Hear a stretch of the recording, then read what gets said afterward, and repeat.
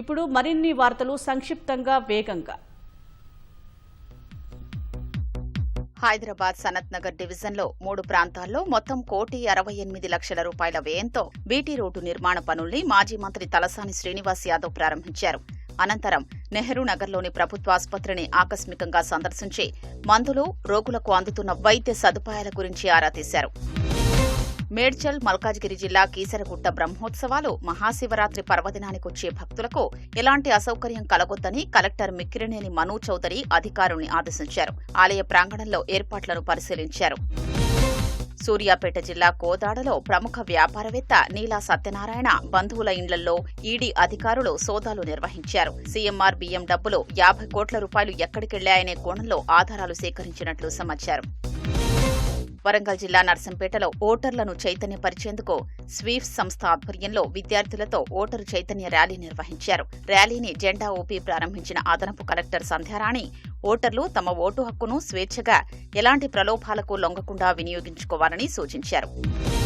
పెద్దపల్లి జిల్లా రామగుండం సింగరేణి 1వ బొగ్గు గనిలో విధులు నిర్వహించే స్వప్న అనే మహిళా కార్మికురాలు తోటి మహిళా కార్మికుల్ని, అధికారుల్ని అవమానపరిచే విధంగా వ్యవహరిస్తోందని ఆందోళనకు దిగారు. రాతపూర్వకంగా ఫిర్యాదు చేస్తే విచారణ జరిపి చర్యలు తీసుకుంటామని జీఎం లలిత్ కుమార్ హామీ ఇవ్వడంతో కార్మికులు నిరసన విరమించారు.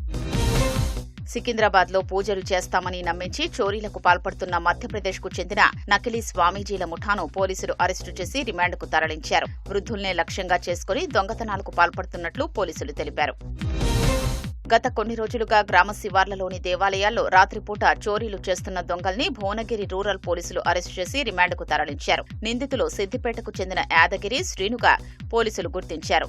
వారి నుంచి 1,50,000 విలువ చేసే సొత్తును స్వాధీనం చేసుకున్నారు.